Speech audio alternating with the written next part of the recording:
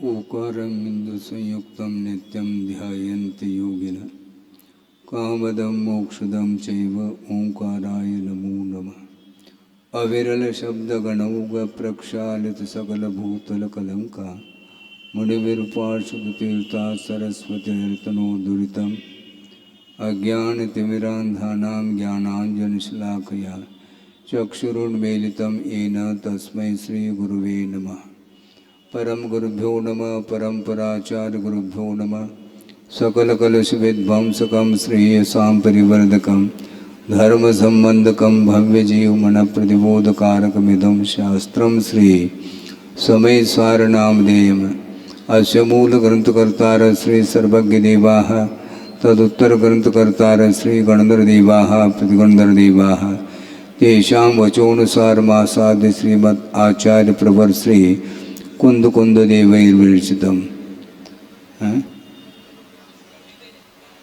मंगलम भगवान वीरो मंगलम गौतमो गणे मंगलम कुन्दकुन्दाद्यो जैन धर्मोस्तु मंगलम।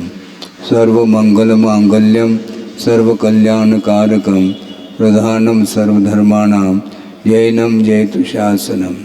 कोटिशतं द्वादशैव कोटो लक्षाणि शीतिस्त्रिदिकानि चैव पंचाशदष्टोच सहस्रसंख्यमेतत्स्फुटं पंचपदं नमामि। अरहंत भाष्यत्तं गणहरदेवी गन्त्यं सम्मं प्रणमामि भक्तजुतो सुमनानमहो वीं शिरसा इच्छामि वन्ते सुभक्ति कामसुमो कोतसालोचिं अंगवंगपैनय पाउडय परियम सुत्तपड़माणि ओगपोगय चूलिया चेव सुत्तत्तय त्वदमकायं सैनिचकल मंचे में पूजैमि वंदामि नमंसामि दुःखखौ कमको वोहिलाओ सुगै गमनम समाय मरणम जनगुण संपत्ति होदमध्यम। अथवा प्राणिक स्वाध्याय वेलायाम श्रीमद् आचार्य भक्ति कायु सर्गम करोमि।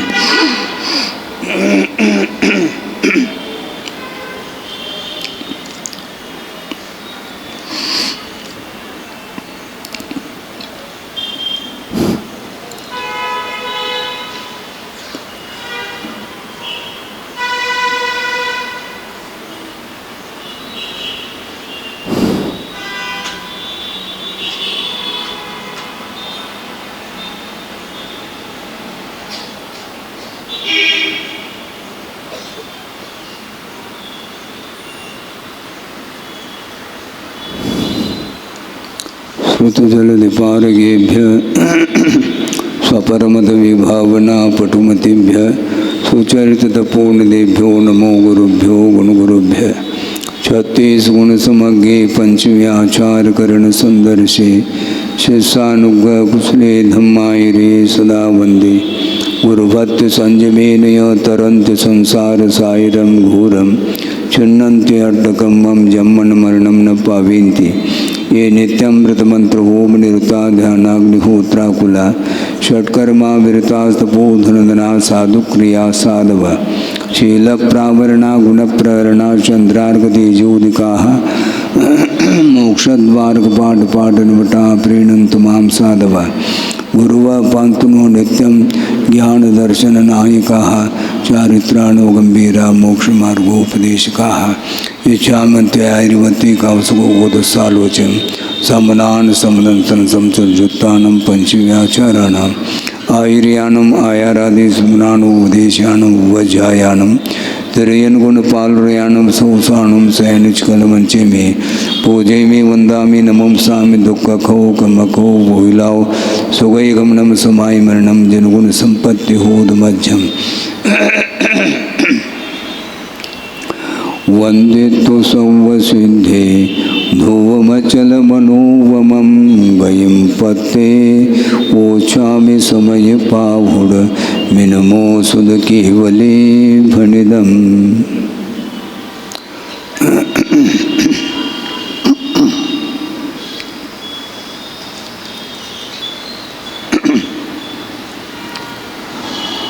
अथ द्वितीय गाथायां या पूर्वं भणिता शुद्धात्मानुभूति सा च एव निर्विकार स्वसंवेदन ज्ञानानुभूति इति प्रतिपादयति।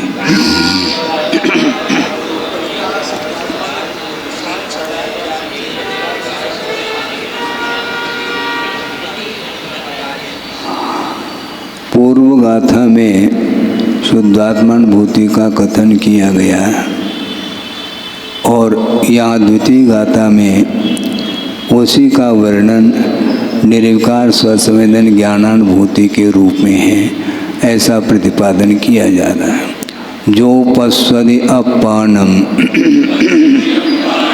अबद्धपुट्टम अनन्नमविशेषम अपदेशु सुत्तमज्झम पश्वदि जन शासनम सौवम। यह कर्ता पश्यति जानाति अनुभवति। जो कर्ता के रूप में अर्थात जीव है, वह देखता है, जानता है, अर्थात अनुभव करता है। कम किसका अनुभव करता है? शुद्धात्मानम, शुद्ध आत्मा का वह अनुभव करता है। और शुद्धात्मा की विशेषता क्या है? किम विशिष्टम? तो अबद्ध स्पृष्टम कहा। अत्र बद्ध शब्देन संश्लेष रूप बंधो ग्राह्य। यहाँ पर बद्ध शब्द से संश्लेष रूप बंध को ग्रहण करना चाहिए। और स्पृष्ट शब्देन तो संयोग मात्रम इति। स्पृष्ट शब्द से संयोग मात्र लिया गया है। तो इस प्रकार बद्ध और स्पृष्ट इन दोनों से रहित है वह आत्म तत्व। किससे? द्रव्य कर्म नो कर्माभ्याम असंस्पृष्टम जले विष्णि पत्रवत, ऐसा कहा है। द्रव्य कर्म और नो कर्म इन दोनों से वह आत्म तत्व स्पृष्ट नहीं है, यानी इसका स्पर्श नहीं किया गया, क्योंकि वह आत्म तत्व है जो कि स्पर्श रस गंध वर्ण से रहित होने के कारण कर्मों के साथ उसका कोई स्पर्श नहीं होता। जो इंद्रियजन्य ज्ञान होता है उसके माध्यम से मूर्त पदार्थ का स्पर्श किया जाता है, मूर्त पदार्थ का ही स्वाद लिया जाता है और मूर्त पदार्थ को ही सूंघा जाता है और उसी का अवलोकन किया जाता है। ये सारा विषय पौद्गल द्रव्य के साथ संबंध होता है, उस समय वह स्पर्शादिक का विषय बनता है। किंतु वह शुद्ध परमात्मा तत्व जो होता है वह पुद्गल पदार्थों के साथ उसका कोई बंध नहीं रहता है, यानी तादात्म्य की अपेक्षा से वह सारे कर्म आत्मा के साथ बद्ध नहीं है। शुद्ध निश्चय की विवक्षा में व्यवहारने की अपेक्षा से भी वह कर्म बद्ध नहीं है। तो आप मुक्त होना चाहिए। आपको मुक्त की संज्ञा दे दें क्या? आप संसार अवस्था में हैं, बैठे हैं, इसलिए आपकी जो पर्याय है, अवस्था है, वह सांसारिक अवस्था है और सांसारिक अवस्था में कर्म का संबंध जुड़ा हुआ रहता है आत्मा के साथ, इसलिए व्यवहारने की अपेक्षा से वह बद्ध है, ऐसा स्पष्ट सिद्ध होता है। किंतु शुद्ध निश्चय की विवक्षा जब की जाती है, उस शुद्ध आत्मा के साथ उन कर्मों का कभी भी बंधन संभव नहीं है। बद्ध अवस्था में, बद्ध अवस्था वर्तमान में विद्यमान है, किंतु वह बद्ध अवस्था से रहित जब होता है उस समय वह अबद्ध अवस्था का अनुभव करता है। किंतु शुद्ध निश्चय का विषय लेकर के यदि हम विचारते हैं, ज्ञान का विषय बनाते हैं, तो वह शुद्ध परमात्मा तत्व जो आपके पास शक्ति के रूप में विद्यमान है, उसके साथ कर्म पुद्गलों का कोई भी बंधन नहीं है, न कर्मों के साथ उसका कोई स्पर्श होता है। परद्रव्य संयोग रहितम इत्यर्थ।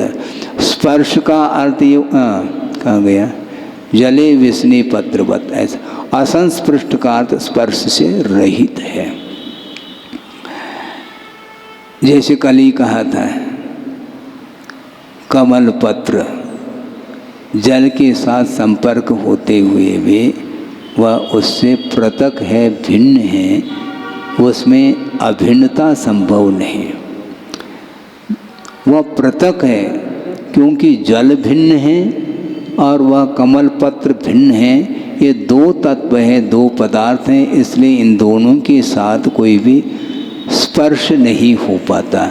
उसी प्रकार आत्म तत्व का स्वरूप भिन्न होने से पुद्गल द्रव्य के साथ उसका कोई भी संबंध नहीं रहता, ऐसा इसका तात्पर्य है। अनन्यम मूर्तिका द्रव्यवत, वह शुद्ध परमात्मा द्रव्य वह अपने निजी पर्यायों से भी अभिन्न है।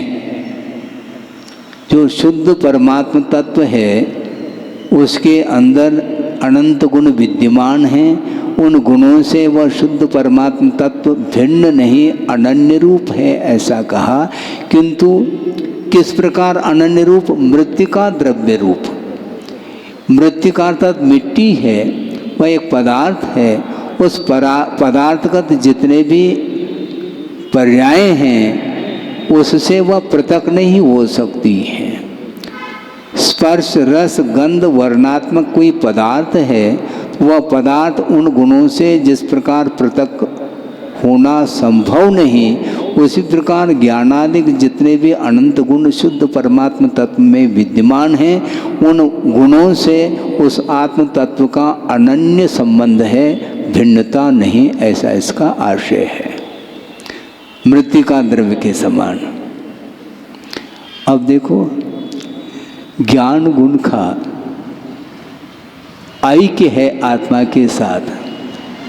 ज्ञान कभी भी आत्मा से पृथक नहीं हो सकता है और ज्ञान की चोरी भी नहीं हो सकती। हाँ। आपने कविता लिखी और डायरी गुम गई और आपको पसीना आ रहा है, जबकि ज्ञान आपके पास विद्यमान है। ज्ञान की चोरी संभव नहीं। आपकी कला की चोरी कोई नहीं कर सकता है, नकल जरूर कर सकता है, ये बात अलग है, किंतु उस ज्ञान का अनन्य संबंध है आत्मा के साथ, इसलिए उसको लेकर के कभी भी विकल्प मन में आना नहीं चाहिए। मेरे पास इतना ज्ञान है, अरे मेरे पास क्यों? तुम ज्ञानमय हो, तुम ज्ञानमय हो, उसमें आनंद ले ना। ज्ञानानंद स्वभावी हूँ कहना अलग विषय है, किंतु संसारी प्राणी को वस्तुतः ज्ञान में आनंद नहीं आ रहा है। हम एक और विषय देना चाह रहे हैं, प्रासंगिक विषय है कि मिथ्या ज्ञान की चर्चा नहीं करना चाहते हैं, सम्यक ज्ञान की चर्चा करना चाहते हैं। सम्यक दर्शन के साथ जिसका अस्तित्व है, संबंध रखने वाला वह ज्ञान समीचीन ज्ञान माना जाता है। और सम्यक दृष्टि है, उसके पास ज्ञान सम्यक है क्या? नहीं। जब सम्यक है फिर समीचीन ज्ञान होने के उपरांत भी तनाव क्यों? इनके पास ज़्यादा, मेरे पास कम, तनाव प्रारंभ हो गया।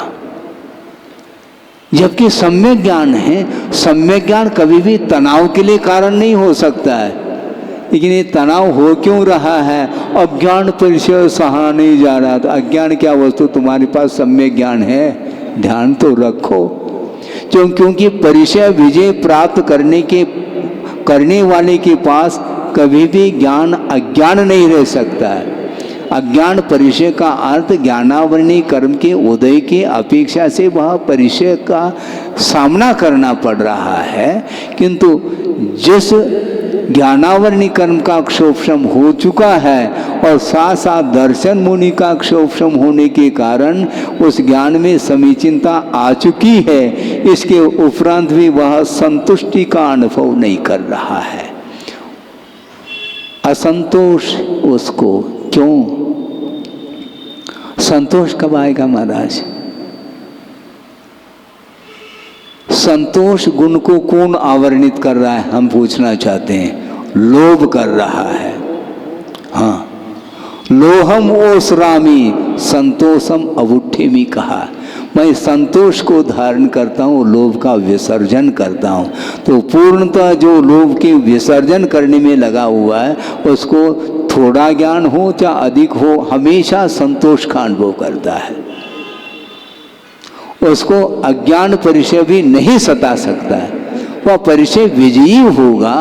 क्योंकि जो संतोष का अनुभव करता है उसको परिचय क्या वस्तु हमें बता दो आप, हैं? कठिनाई क्यों जा रही है? सम्यक ज्ञान होने के बाद भी आत्मज्ञान नहीं हो पा रहा है, ये कुंद कुंद स्वामी कहना चाहते। चतुर्थ गुण स्थान में सम्यक दर्शन का लाभ हो गया, और जिस समय सम्यक दर्शन का लाभ हुआ उसी समय वह अज्ञान सम्यक ज्ञान के रूप में परिणत हो जाता है। ज्ञानोपयोग दर्शनोपयोग की चर्चा नहीं, छद्मस्त अवस्था में ज्ञान जो होता है वो दर्शन पूर्वक होता है, ये कहा। किंतु जहाँ पर सम्यक ज्ञान की बात करते हैं तो जिस समय सम्यक दर्शन उसी समय वह सम्यक ज्ञान है। और पूज्यपाद स्वामी ने इस प्रसंग में स्पष्ट किया है, सवितु घन पटल विगमे प्रताप प्रकाश अभिव्यक्तिवत। युगपत बादल छाए हैं आसमान में और सूर्य प्रकाश अवरुद्ध हुआ है, और जो ही बादल छट जाएं तो सूर्य का प्रकाश और प्रताप एक साथ, उसमें समय भेद नहीं। अग्नि है, अग्नि वस्तु को प्रकाशित कर रही है और उसके अंदर उष्णता भी है, और दोनों महसूस हो रहा है, दोनों का ज्ञान हो रहा है। वस्तु का भी ज्ञान हो गया और साथ साथ उस अग्नि में जो ताप है वह भी महसूस होता है। उसी प्रकार जिस समय दर्शन मोनि संबंधी अर्थात सम्यक दर्शन के जो प्रतिपक्षी प्रकृतियों का क्षोभम हुआ, उसी समय वह अज्ञान सम्यक ज्ञान के रूप में परिणत होता है। बंधुओं, आप सब सम्यक दृष्टि हैं, आप सबके पास सम्यक ज्ञान है। तनाव किस बात को लेकर के है? ये द्रव्य सुख को लेकर के तनाव होता है। क्या? द्रव्य सूत्र में न्यूनाधिकता होने के कारण वह संक्लेश का अनुभव कर रहा है। और दूसरी बात है, यदि सबके पास एक सा ज्ञान है, बिल्कुल न्यून है, तो कोई तनाव नहीं, क्योंकि समानता है। और एक के पास यदि अधिक ज्ञान आ गया तो सम्यक ज्ञान होते हुए भी वह संक्लेश का अनुभव करता है। दीनहीनता का जो अनुभव होता है वह सम्यक ज्ञान के सद्भाव में नहीं, किंतु सम्यक ज्ञान होते हुए भी मोहनी कर्म का उदय होने के कारण उसका वह ज्ञान प्रभावित हो रहा है उस मोह के कारण। इसलिए ज्ञान को मोह से प्रभावित नहीं रखना चाहिए।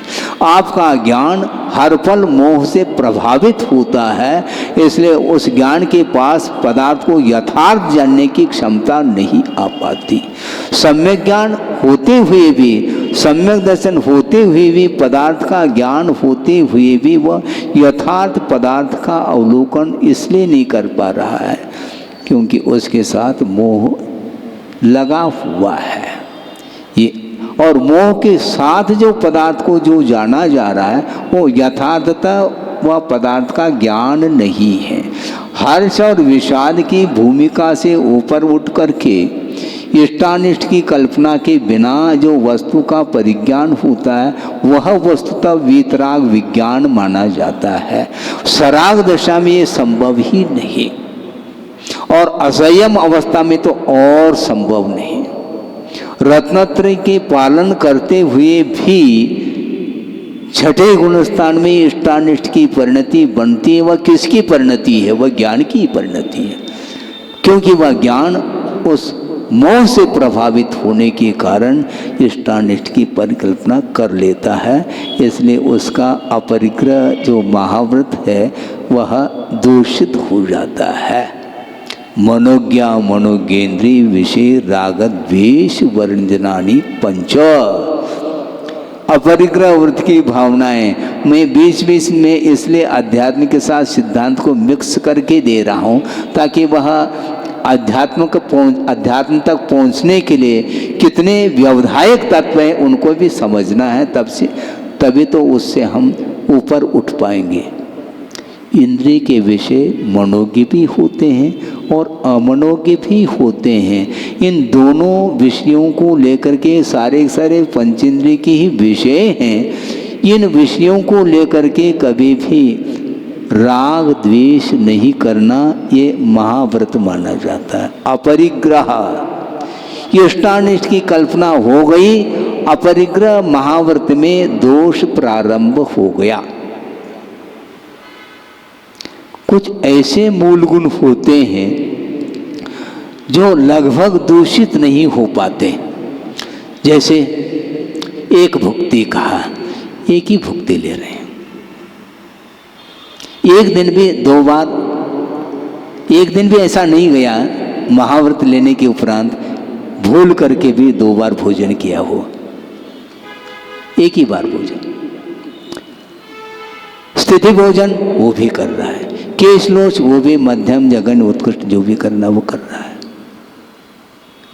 तो फिर महाव्रत जो 5 हैं वो क्यों दूषित होते हैं?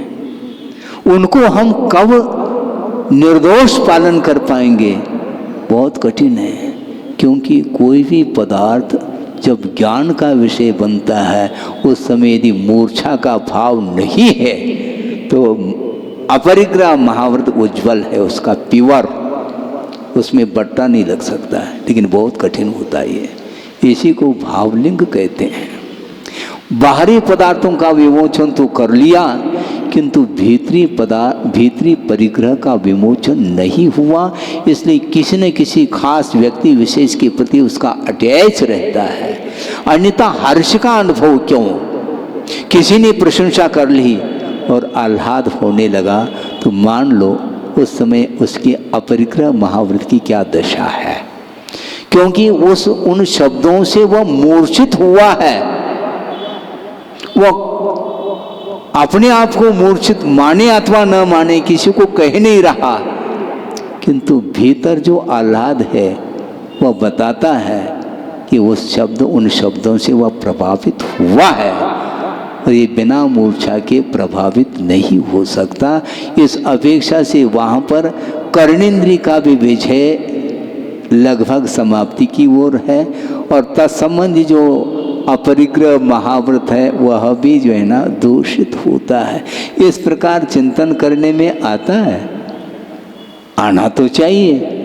28 मूल गुणों का पालन तो अपन ही कर रहे हैं, गिनने मात्र से 28 मूल गुण नहीं आते, गिनो आप। गिनना बहुत आसान है, लेकिन वो हमारे अंदर वो गुण विद्यमान है क्या नहीं, क्योंकि गुणों का संबंध तादात्म्य होता है, अनन्य संबंध होता है उसका, वह कभी भी आत्म तत्व से वो गुण पृथक नहीं हो सकते। 28 मूल गुणों का निर्दोष पालन करने के लिए हमेशा साधक की दृष्टि द्रव्य की ओर चली जाती है अथवा स्वभाव की ओर दृष्टि जाती है, तो उस समय सारे जो पर्याय हैं वो ओझल हो जाते हैं और ज्ञान अपने आप में स्थिर हो जाता है, किसी भी वस्तु से प्रभावित नहीं होता। ज्ञान गुण ज्ञान में ही स्थिर रहे तो उस समय निर्विकल्प दशा होती है। जीव के अंदर जितने भी अनंत गुण हैं, उन गुणों की ओर भी यदि ज्ञान गुण जा रहा है तो उस समय विकल्प है, इसलिए वह स्थिर रहता है। मुझे जानने की क्या आवश्यकता है, क्योंकि जानने से ही वह ज्ञान गुण विद्यमान है, उनका अस्तित्व है, और नहीं जानने से उनका अस्तित्व मिट रहा है, ऐसा थोड़ी कुछ है, नहीं है। लेकिन ये विकल्प आता है छद्मस्त अवस्था में, इसलिए साधक के लिए कहा गया ज्ञान जब तक निष्पन्द नहीं होगा तब तक वह ध्यान की परिणति नहीं मानी जाती है। इसलिए विकल्प आत्मक भूमिका से जो नहीं ऊपर उठेगा उसके अंदर कितने गुण हैं वह गिन सकता है, किंतु उन गुणों का सद्भाव है क्या नहीं ये महसूस करने की बात है। इसलिए सम्यक ज्ञान होने के उपरांत भी ये जो इष्टानिष्ट की कल्पना जो हो रही है ये विद्वान हैं और मैं विद्वान नहीं हूँ। मैं विद्वान हूँ, ये अहंकार आ गया। मैं विद्वान नहीं हूँ, दीनता आ गई। जबकि सम्यक ज्ञान विद्यमान है। द्रव्य श्रुत में न्यूनाधिकता हो सकती है, इसमें कोई बाधा नहीं, किंतु जितना भी सूक्ष्म आपके पास उपलब्ध है उसके माध्यम से यथार्थ वस्तु तत्व का ज्ञान हो सकता है। नहीं हो सकता है, इसलिए हो सकता है यदि नहीं मानेंगे तो केवल ज्ञान हुए बिना समस्त पदार्थों का ज्ञान होता ही नहीं है। तो सम्यक ज्ञान आपके पास नहीं होना चाहिए, ऐसा कुछ है क्या? नहीं हो सकता है। छद्मस्त अवस्था में भी सम्यक ज्ञान विद्यमान है, तभी मोक्ष मार्ग पर वह आरूढ़ है। सम्यक दर्शन ज्ञान चारित्राणी मोक्ष मार्ग मार्ग में है क्या? मंजिल में है, वो मार्ग में है, मंजिल आया नहीं अभी। इसके बाद भी सम्यक ज्ञान की परिणति है और उसके माध्यम से समस्त पदार्थ का बोध नहीं हो रहा है, फिर भी श्रद्धान के माध्यम से वस्तु तत्व का बोध उसे हो रहा है। जो प्रयोजन भूत जो तत्व की जानकारी उसे प्राप्त है और उसके माध्यम से वह संतोष का अनुभव करता हुआ आगे बढ़ जाता है। इसलिए परिचय विजय आसानी से कर लेता है। डिप्रेशन क्यों? ये निश्चित रूप से तुलनात्मक दृष्टि हो गई, वह अंतर्दृष्टि से उसकी दृष्टि बाहर की ओर आ गई।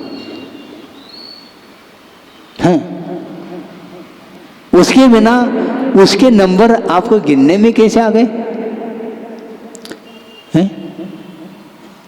आपका जो सीट नंबर है वो ध्यान रखो और अपने प्रमाण पत्र को देखो। दूसरे के प्रमाण पत्र की ओर दृष्टि क्यों जा रही है? क्या पता हमारे लिए तो इतने ही मिले हैं, कितने पासिंग मार्क ओनली, और उसको कितना मिला क्या पता।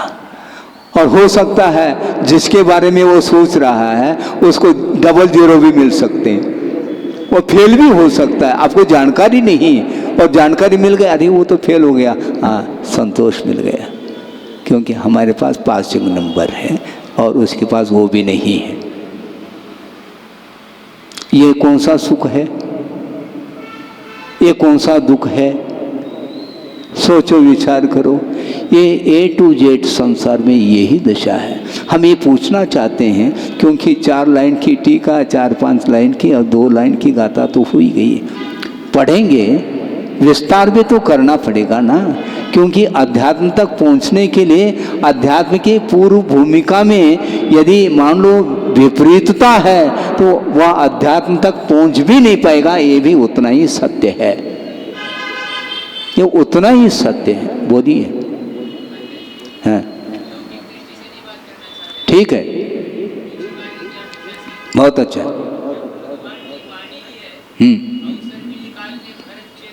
ठीक है, हाँ घटने दो ना। तो ये आपकी दृष्टि है ना, सबकी दृष्टि हो जाए तो सब विनीत सागर बन जाएंगे, खत्म बात इतनी सी है। हाँ, आपकी व्यक्तिगत दृष्टि है, आपकी ये कुशलता है, आपके अंदर स्वरूप की ओर दृष्टि है। सबकी दृष्टि हो जाए तो सब विनीत सागर। नहीं है भेद भिन्नता, पक्की बात है। हाँ हाँ बिल्कुल बिल्कुल दुर्लभ है, क्योंकि प्रतिकूलता में ज्ञान समाप्त होता है। अदुःख भावितम ज्ञानम क्षीयते दुःख सन्निधौ। अदुःख भावितम अर्थात सुख के साथ जिस ज्ञान को हासिल किया है, दुखे सति विलीयते, क्षीयते दुःख सन्निधौ। दुख उस उपस्थित हुआ नहीं, सारा ज्ञान धरा रह जाएगा। अपनी जितने भी कलाएं हैं ना वो साइड में लग जाएगी। कलाएं वो कला ही है, बिल्कुल उपयोग में कहाँ आ पाएगा। ज्ञान विद्यमान होते हुए भी उसका उपयोग उसमें टिक नहीं पा रहा है, क्योंकि दुख उपस्थित हुआ है। और आचार्य कहते हैं तस्मात् यथा बलम दुखे आत्मानं भावेत मुनि। इसलिए मुनि को यथाशक्ति दुख के क्षणों में भी क्या करना चाहिए? आत्मा का ध्यान करना चाहिए। आत्मानं भावेत। सुख के क्षणों में तो हम भाते हैं, और दुख के क्षण आ गए तो भाग जाते हैं, भाते नहीं फिर, क्योंकि दुख नहीं भाता, सुख भाता है। और दुख आ गया तो बस ज्ञान समाप्त। क्यों? वह मोह के जो बादल आ रहे हैं, इसलिए ज्ञान की किरण अवरुद्ध हो रही है। वो मोह के बादल को हटाओ, हटाना आपको है। तो मोह के बादल हटे कैसे? वीतरागता रूपी तूफान चल जाए, हवा, तो मोह के बादल उड़ जाएंगे, वो तितर बितर हो जाएंगे। वो वीतरागता तो होनी चाहिए ना, तब तो हटेंगे कर्म, तभी तो हटेंगे। तो इसलिए मैं क्या कह रहा था, सम्यक ज्ञान होने के बाद भी वह तुलनात्मक दृष्टि के कारण वह हमेशा वह संतोष का अनुभव नहीं करता, इसलिए उसका जीवन इसी में चला जाता है। इसी से स्पष्ट है उसका ज्ञान आत्म तत्व का दर्शन नहीं कर पा रहा है। उस ज्ञान के माध्यम से आत्म तत्व का दर्शन नहीं हो पा रहा है, जबकि उतने ही ज्ञान के माध्यम से आत्मा का अवलोकन हो सकता है, इसमें कोई शक नहीं है। लेकिन दृष्टि बहिर्दृष्टि वह छूट नहीं रही है, इसलिए हमेशा वह असंतोष का अनुभव करता है। महाराज आपके पास कितना ज्ञान है, अच्छा कोई बाधा नहीं है। तो ये ज्ञान आपके सामने तो रखा जा रहा है ना, अब ले लो ना, क्या दिक्कत है? ले नहीं पा रहा है, वो ले भी नहीं पाएगा, क्योंकि मोह के अभाव के बिना ज्ञान का ग्रहण संभव नहीं। मोह के सद्भाव में मोह का ही ग्रहण होता है, मोह के सद्भाव में मोही की ओर दृष्टि जाती है, वीतरागी की ओर दृष्टि नहीं जाती। जो वीतरागी होता है वह रागी के बीच में रह करके भी उसमें भी वह वीतरागता को ढूंढता है। जो गृहस्थ असंयमी है उसको देख करके भी उसको राग नहीं हो रहा, क्योंकि उसमें भी उसकी दृष्टि वीतरागता की ओर है, क्योंकि यह वही आत्म तत्व है जो मेरे अंदर है। मेरे अंदर जिस प्रकार वीतरागता की अभिव्यक्ति हो रही है, उसी प्रकार इसके भीतर भी वह वीतरागता छिपी हुई है, उद्घाटित हो सकती। इस प्रकार उसको देख कर के भी वह राग और द्वेष से ऊपर उठ चुके हैं, किंतु रागी वीतरागता में भी राग ढूंढ रहा है। अब सोचो, विचार करो, अब उसको क्या कहा जाए? दर्शन करते समय गुरुदेव का इसलिए बार बार ख्याल जाता है, और हम लोगों के लिए भी कहते हैं, केवल प्रतिमा के सामने खड़े होने मात्र से दर्शन नहीं होता है। वीतरागता की ओर दृष्टि होनी चाहिए, उसमें डूबना चाहिए। गुणों की ओर दृष्टि, और गुण देखने में नहीं आते हैं, केवल मॉडल देखने में आ रहा, आकृति आ रही है। और वहाँ पर दर्शन करने के बाद ये क्षण बाद जब बाहर परिसर में आते हैं तो बाहरी पदार्थों से आकर्षण क्यों?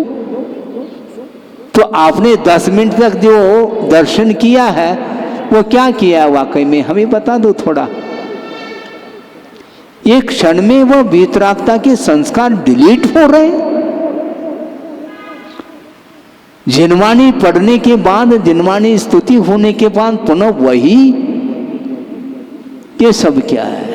इसलिए ये केवल बाहरी बाहरी है, उथला ज्ञान है, भीतर दृष्टि नहीं जा पा। मतलब हमें अजीब सा इसलिए लग रहा है कि सम्यक ज्ञान होने के बावजूद भी और संतोष क्यों नहीं है? क्या कहा था हाइको में आचार्य महाराज ने? एक हाइको आती ना,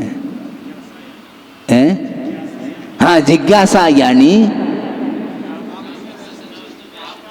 प्राप्त में असंतुष्टि, धैर्य की हार।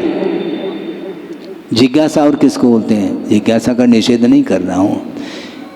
जिज्ञासा यानी प्राप्त में असंतुष्टि, जो प्राप्त है उस ओर ध्यान नहीं।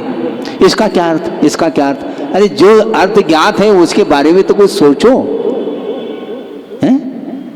जो आपके पास ज्ञान हो चुका है, जिस ज्ञान के विषय में आपको कोई संदेह नहीं है, जिस पदार्थ के विषय में कोई भी संदेह नहीं, वह असंदिग्ध वह पदार्थ आपकी दृष्टि में आ रहा है, तो उसके माध्यम से संतोष का अनुभव होना चाहिए ना।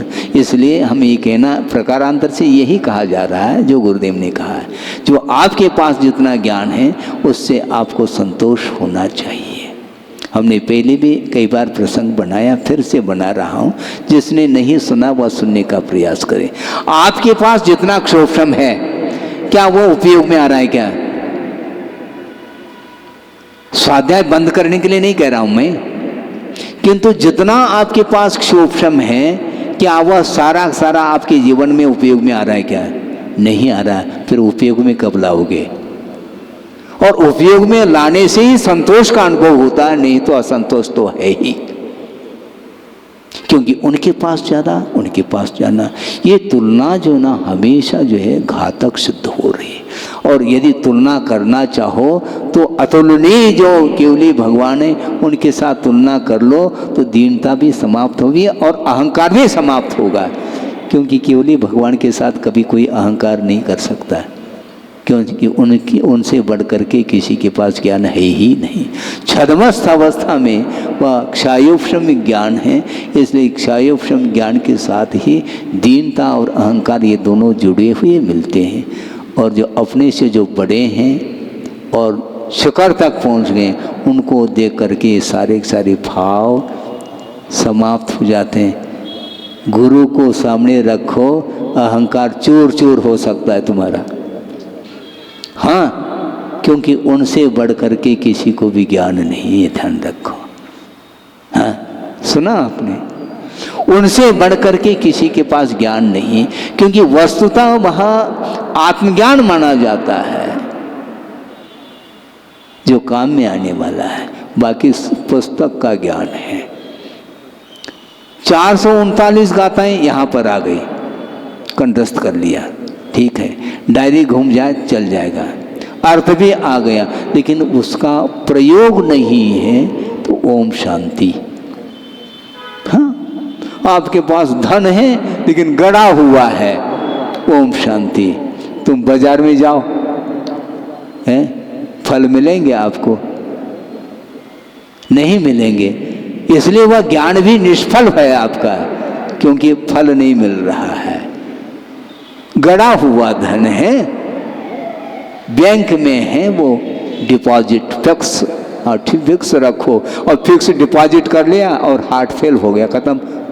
वह राशि फिक्स है बैंक में, और मान लो उनका कोई परिवार नहीं, अकेला है, तो गवर्नमेंट की संपत्ति, वह संपदा है, जब्त हो जाएगी। तो आपके पास क्या फिक्स है? जो आत्मा के साथ जिसका अनन्य संबंध है वह ज्ञान माना जाता है, उस ज्ञान को समीचीन बनाओ, पर्याप्त है। वही वह सम्यक ज्ञान की किरण श्रुत केवली बाद में हो जाए, ये बात अलग है। हाँ, नहीं तो बिल्कुल श्रुत केवली हुए बिना हमारा कल्याण ही नहीं होगा तो गलत है। श्रेणी के सम्मुख पहुंच जाता है, कब श्रेणी में प्रवेश किया और कब वह द्वादशांग का क्षोभम हुआ उसको भी ज्ञात नहीं है, क्योंकि शुक्ले चादे पूर्ववेदा है। पूर्ववेद अर्थात पूर्वविद अंग के बाद पूर्व का नंबर आता है। पूर्व का ज्ञान रखने वाला वही शुक्ल ध्यान में प्रवेश करता है, किंतु शुक्ल ध्यान होने के बाद वह द्वादशांग का पाठी होने के बावजूद भी उसका कोई विकल्प ही नहीं, क्योंकि निर्विकल्प दशा का नाम ध्यान है, क्योंकि वह ज्ञान निष्पन्द हो चुका है, इसी का नाम ध्यान है। और उसके पूर्व में विकल्प दशा में ये श्रुत केवली है, हमारे पास 4-5 अंग का ज्ञान है, इनके पास 11 अंग का है, हमारे पास 10 अंग का है, हमारे पास एक देश अंग का ज्ञान है, और किसी के पास ओम शांति है। क्या कर लोगे द्रव्य श्रुत को लेकर के? द्रव्य श्रुत का महत्व कम नहीं किया जा रहा है, ये भी ध्यान रखना है। द्रव्य श्रुत का वह सम्यक ज्ञान है और वह द्रव्य श्रुत समीचीन है, और उसके माध्यम से, उसके सहारे से आत्मा का कल्याण हो सकता है, होता है। किंतु जितना ज्ञान आपके पास है उसके द्वारा भी हो सकता है, इसलिए कभी भी संक्लेश का अनुभव नहीं करना चाहिए, अन्यथा वह अध्यात्म तक वह ज्ञान पहुंच नहीं पाता है। आपके पास ज्ञान है, आत्मा के साथ उसका अनन्य संबंध है, तादात्म्य संबंध है, इसके बाद भी वह अपने आत्मा में लीन नहीं हो पा रहा, ये मजे की बात है। हाँ, इसलिए आचार्य कहते हैं तुम ग्रंथ खोलो अथवा बंद करो, ग्रंथि को छोड़ दो। ग्रंथि अर्थात परिग्रह है। जिसने ग्रंथ का विमोचन किया अर्थात परिग्रह का विमोचन किया, उसके पास वह ज्ञान प्योर है, पर्याप्त है उसको, क्योंकि सम्यक ज्ञान है, इसलिए वह प्योर है, वह केवल ज्ञान के लिए कारण बन सकता है, बनता है। इस प्रकार संश्लेष रूप बंध ग्राह्य, यह स्पष्ट शब्द ये हो गया था क्या? विष्णु पत्र यहाँ तक हो गया। अनन्यम मृत्तिकावत, ये भी हो चुका है। मृत्तिका मिट्टी है और मिट्टी के अंदर सारे गुण विद्यमान हैं, वह अवस्थाएं भी विद्यमान हैं। उन अवस्थाओं की ओर देखते हैं तो आपके अंदर हर्ष विषाद आदि उत्पन्न होने की संभावना पूरी तरह से है। पर्याय को जानने मात्र से मूढ़ता नहीं आती, किंतु पर्याय से जो प्रभावित होता है वह मूढ़ होता है, ऐसा कहा है कुंद स्वामी ने। पज्जय मूढ़ा, पर्याय में जो मूढ़ होता है वह पर समय कहा है। पर्याय का यथार्थ ज्ञान करो, उसके माध्यम से आपका बेड़ा पार हो जाएगा। अविशेषम अभिन्नम सुवर्णवत, वह ज्ञानादिक जो गुण हैं वो आत्मा से अभिन्न है, अनन्य है, तादात्म्य संबंध है, जैसे सुवर्णवत। सुवर्ण में ही कुंडलादिक पर्याय है, विद्यमान है, किंतु वह सुवर्ण से अनन्य है, अभिन्न है। कुंडल से स्वर्ण है और अभी वर्तमान में कुंडल के रूप में है। उस कुंडल को पृथक करो, स्वर्ण से दिखाओ, पृथक करके मैं देखना चाहता हूँ, नहीं हो सकता, क्योंकि उस स्वर्ण से उसका अनन्य संबंध है। कुंडल को ले लिया, उसके साथ स्वर्ण आ गया, स्वर्ण ले लिया तो कुंडल आ गया।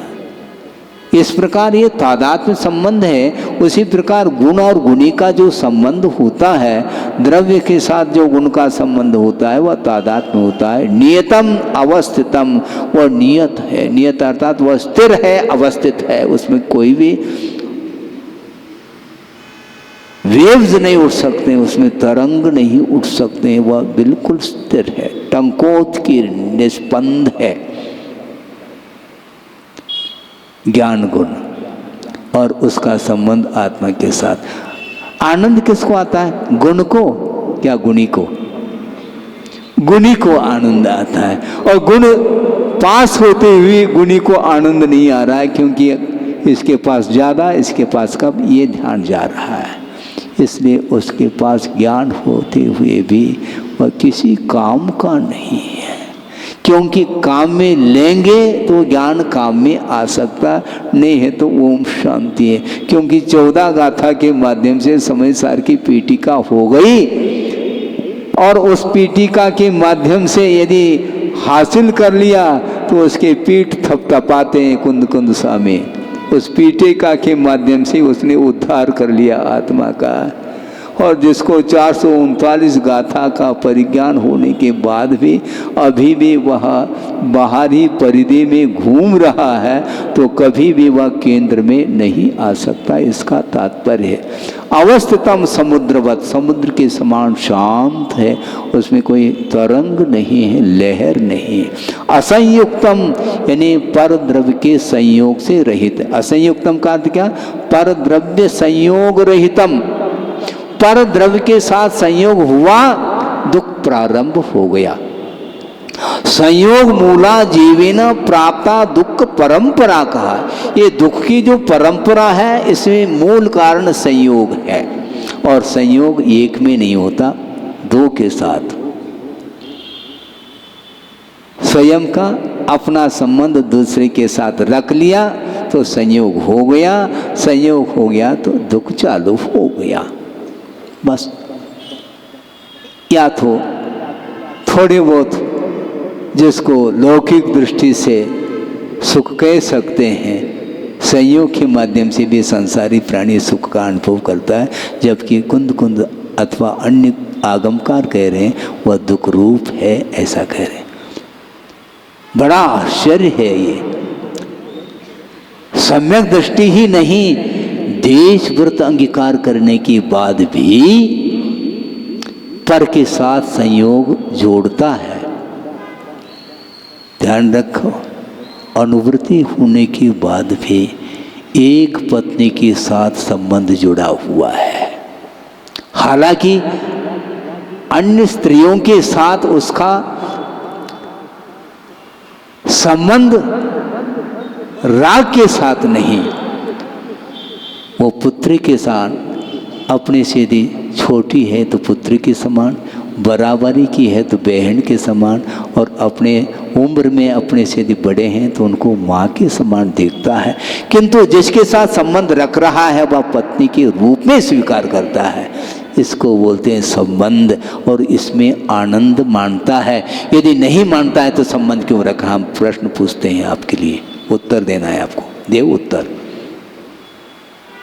इसलिए इस विषय के साथ जब संबंध जोड़ता है उस समय वो वृत्ति होकर के भी रौद्र ध्यान की भूमिका में आता है। इसमें कोई दो राय नहीं है, ये आगम वाक्य है, ये सिद्धांत है। क्योंकि रौद्र ध्यान की सीमा पंचम गुणस्थान के आगे नहीं, अर्थात परिग्रह का जहाँ तक संबंध है वहीं तक रौद्र ध्यान का संबंध जुड़ा हुआ है। इसलिए रौद्र ध्यान का कभी भी रौद्र ध्यान के भाव आ सकते हैं। बाहरी पदार्थों से संबंध छोड़ने के बाद भी उन्हीं पदार्थों को लेकर के यदि मान लो मन में विकल्प है, उसमें आनंद आ रहा है, विषयों में छोड़ तो दिया किंतु मुझे ये मिल जाए ये भाव है, तो निदान के माध्यम से धड़ाम से नीचे आ जाएगा। वह श्रमण है जिसने परिग्रह का पूर्णतः विमोचन किया है, लेकिन इसके उपरांत भी नो कर्म की ओर दृष्टि गई। हाँ, ये साधना के माध्यम से ये मुझे मिल जाए। देव विमान मार्ग से जा रहे हैं, दृष्टि उस ओर गई, आहा, इस साधना का फल मुझे ये मिल जाए तो मिल जाता है। किंतु उसके माध्यम से, निदान के माध्यम से वह सम्यक दर्शन को भी धो दिया उसने, समाप्त हो जाता है। निदान बंदेन सम्यक विराधनाम कृत्वा तत्र भवनत्रिकेषु स उत्पद्यते जीवा। निधान के माध्यम से सम्यक दर्शन की विराधना होती है, यानी सम्यक दर्शन समाप्त हो जाता है और फल स्वरूप वह वहाँ पर पहुँच जाता है। केवल भवनत्रिक में ही पहुँचता ऐसा नहीं, किंतु आगे भी पहुँच सकता है निदान के माध्यम से। इसलिए निदान का भाव हुआ, वहाँ पर परिग्रह आ गया। सोचो, विचार करो। इसलिए वह देश वृत्ति अनुवृत्ति बहुत सावधानी के साथ विषयों के साथ संबंध रखता है, उतना ही उसका राग का संबंध है। यदि मात्रा बढ़ गई तो गुणस्थान हिलने लग जाएगा, ये ध्यान रखो। इसलिए वर्तमान में जो कुछ भी संसाधन है उनका प्रयोग कभी भी नहीं करना चाहिए।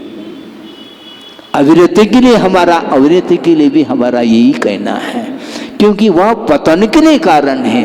क्योंकि निकांक्षित अंग का पालन करना है अविरत सम्यक दृष्टि को भी। इसलिए विषयों की आकांक्षा अतिरिक्त नहीं होनी चाहिए, एक सीमा होनी चाहिए। जिसके साथ आपका संबंध है तो उसके साथ तो ठीक है। और चलचित्र जो देख रहे हैं, किसके साथ संबंध है तुम्हारा? ध्यान है, वह पर स्त्री के साथ संबंध माना जाता है। अन्यथा नहीं कह रहा हूं मैं, क्योंकि जिसके साथ संबंध है वही आपकी पत्नी मानी जाती, बाकी नहीं। तो इस प्रकार मर्यादा को लांघ रहा है संसारी प्राणी। कहने की, बार बार कहने की आवश्यकता है, क्योंकि कर्तव्य का पालन करने के लिए आगम की और गुरु की आज्ञा है। इसलिए माहौल को सुधारने का प्रयास करिए।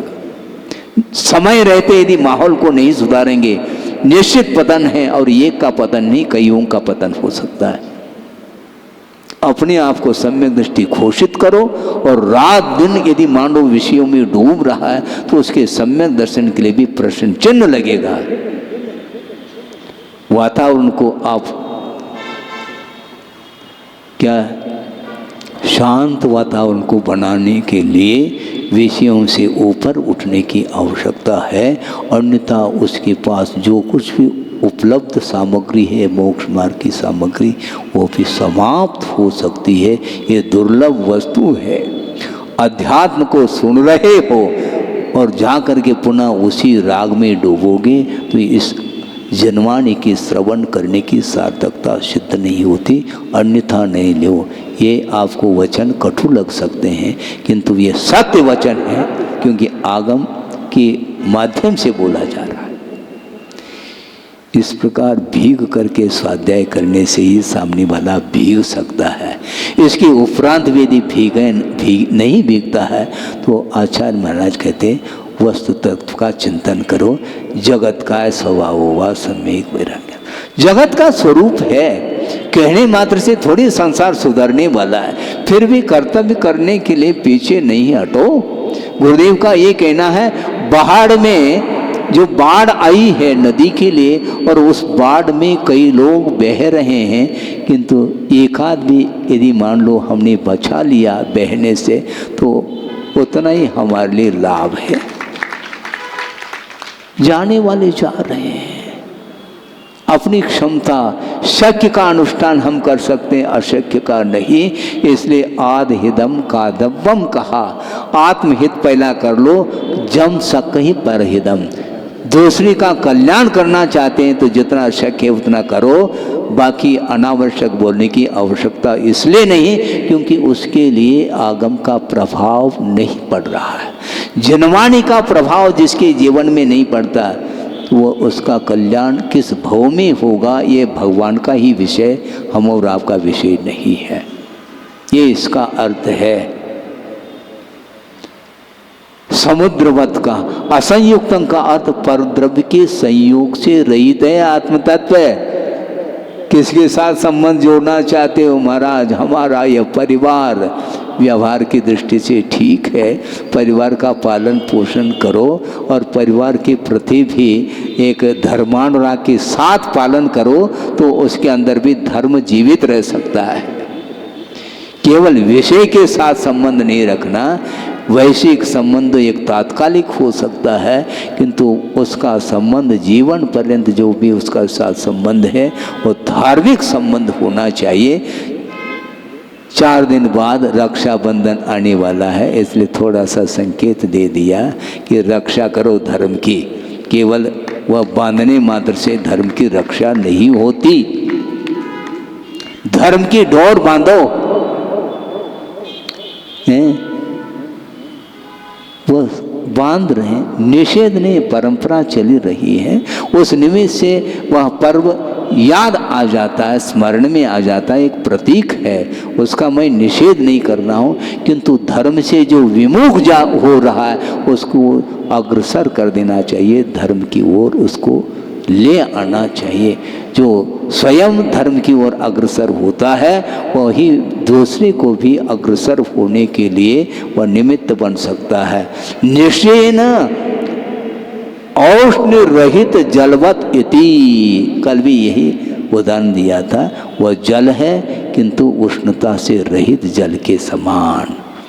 उस जल में उष्णता आई है किंतु वह स्वभाव नहीं, इसलिए वह उष्णता जल का स्वभाव नहीं, वह जल की स्वाभाविक परिणति नहीं, किंतु अग्नि के संपर्क के कारण, अग्नि के संसर्ग के कारण वह जल उष्ण रूप में परिणमन कर गया, किंतु जल का स्वभाव तो शीतल ही है। यह सिद्धांत है। नियत अर्थात अवस्थित है। नियत असंयुक्त विशेषण द्वयम सूत्रे न अस्ति। अब देखो इस गाथा में नियत शब्द का भी प्रयोग नहीं किया और असंयुक्त विशेषण का भी प्रयोग नहीं किया, किंतु पूर्व गाथा में इसका प्रयोग हुआ है। उसी की अनुवृत्ति यहाँ पर चली आ रही है। सूत्रे न अस्ति कथम लभ्यते इति चेत सामर्थ्यात्, क्योंकि प्रकरण चल रहा है, उस प्रकरण के सामर्थ्य से ही इस गाथा में वो दो विशेषण नहीं देते हुए भी हम उसको उपलक्षण के रूप में उसको अध्याहार करके चलते हैं। अन्य जितने भी विशेषण हैं उसके माध्यम से गाथा की पूर्ति हो गई, किंतु गाथा में जो विषय नहीं कहा गया है उसको भी अध्याहार अर्थात ग्रहण किया जाता है। वह रोटी खाता है का ग्रहण हो जाता है। मैं रोटी खाता हूँ ग्रहण हो जाता है। तत् निसर्गात अधिगमात वा, क्रियापद है ही नहीं। क्या मतलब हुआ? तत् अर्थात वह सम्यक दर्शन, निसर्गात अर्थात निसर्ग से, अधिगमात अर्थात अधिगम से, वा अर्थात अथवा। क्या हुआ? उत्पन्न होता है, इति अध्याहार है। इस प्रकार अध्याहार किया जाता है। इसी प्रकार पूर्व गाथा में जो विशेषण दिए हैं उनको यहाँ पर ग्रहण किया गया।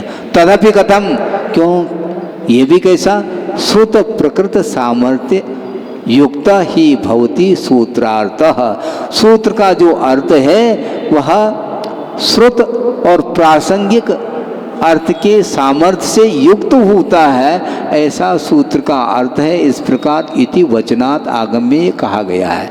सपुरुषः पश्यति, वह जानता है, देखता है, जानाति। किम तत् जिन शासनम अर्थ समय रूपम जन्मतम सर्वम द्वादशांग परिपूर्णम।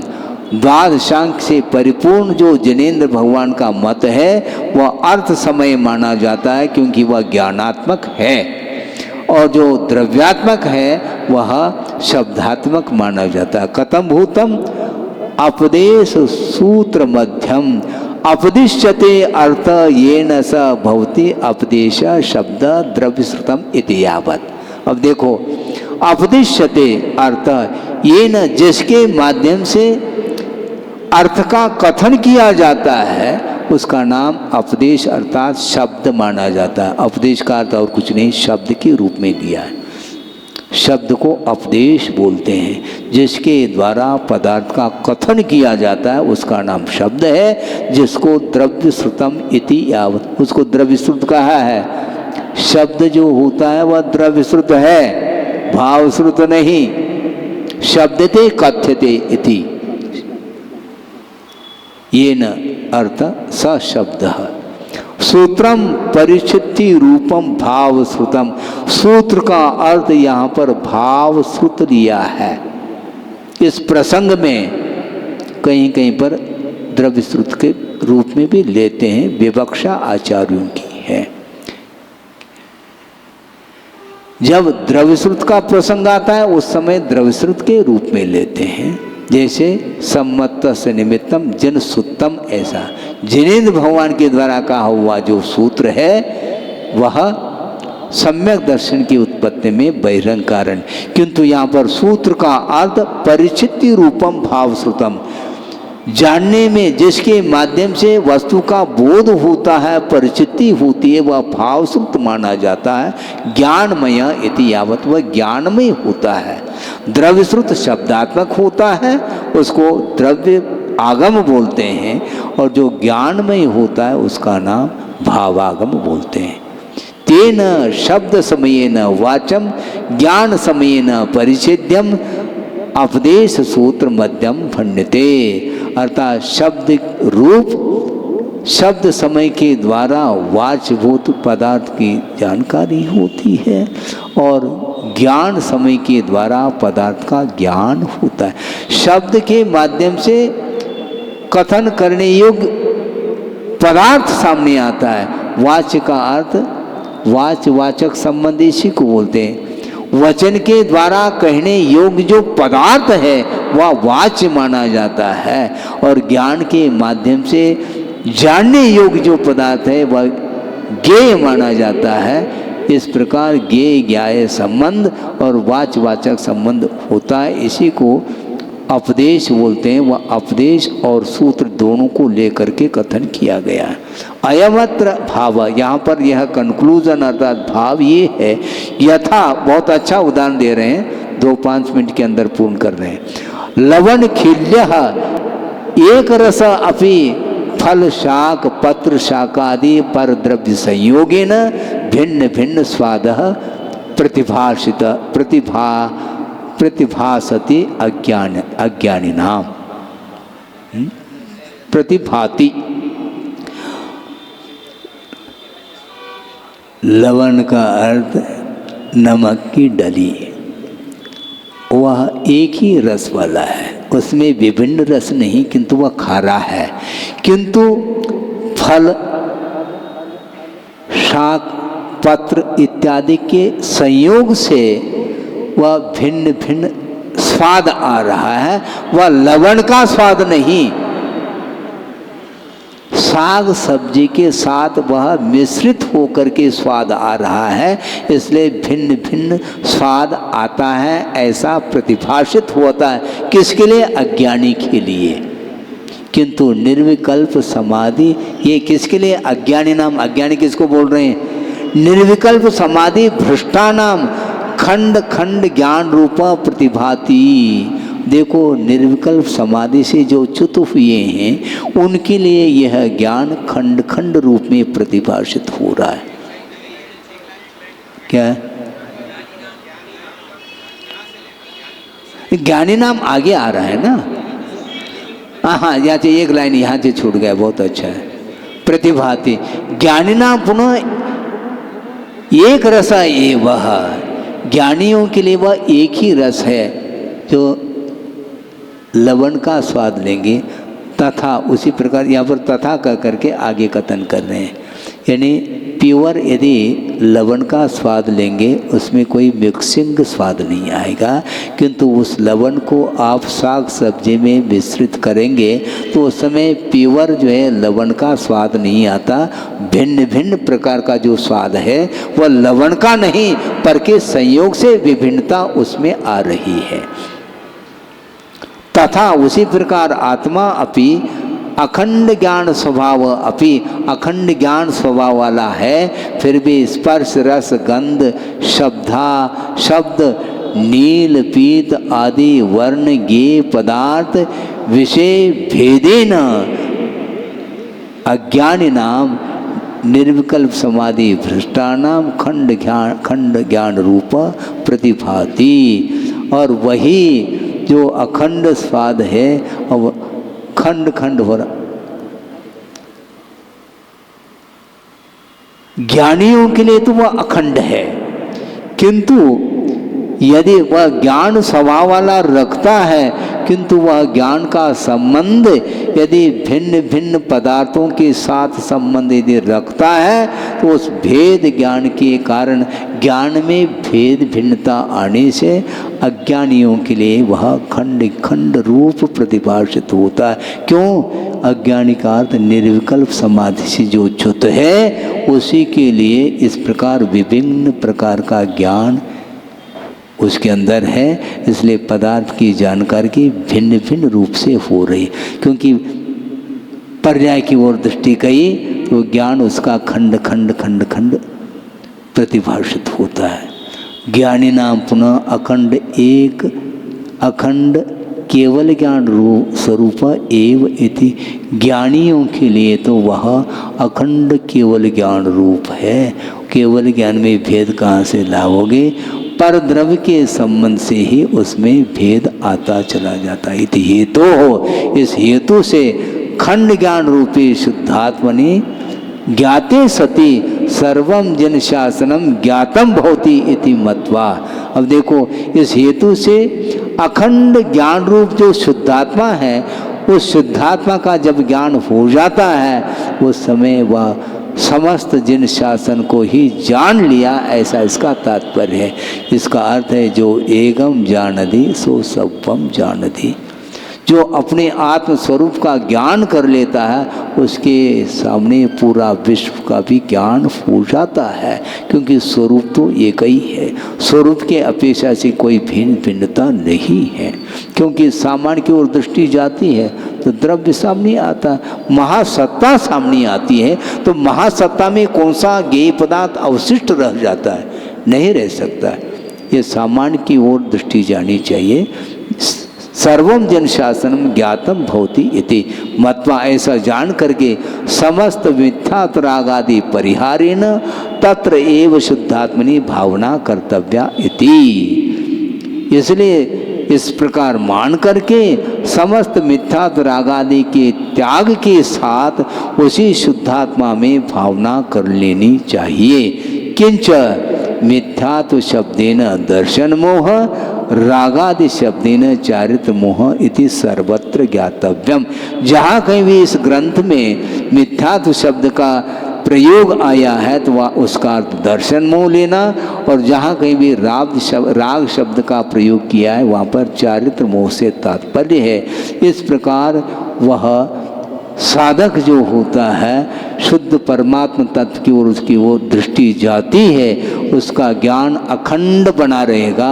और नहीं है तो वह ज्ञान खंडित होता चला जाता है, और खंडित ज्ञान के माध्यम से ही हर्षादि का अनुभव करना पड़ता है। इस गाथा का तात्पर्य अर्थ है। समय हो चुका है, जिज्ञासा लिख करके रख लो।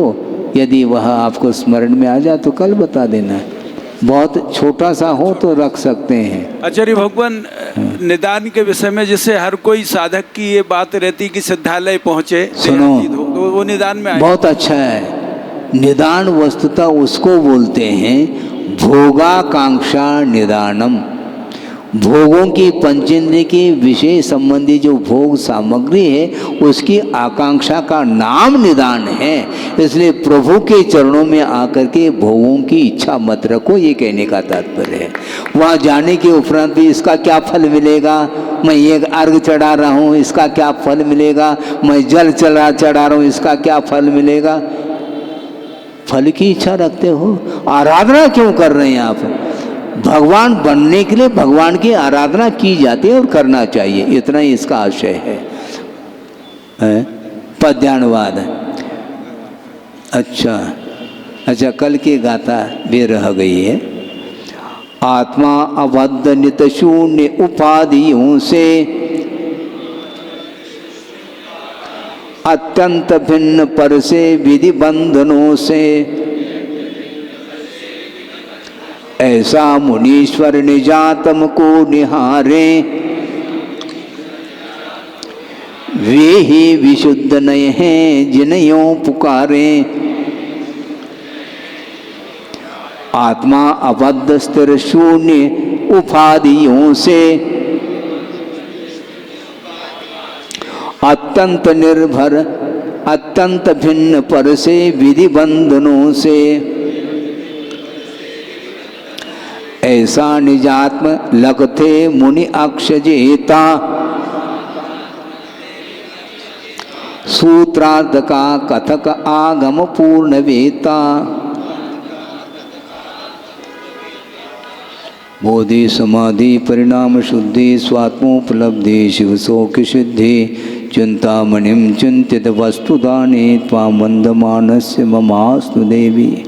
परम पूजाचार्य गुरुवर श्री विद्यासागर जी मुनि महाराज की।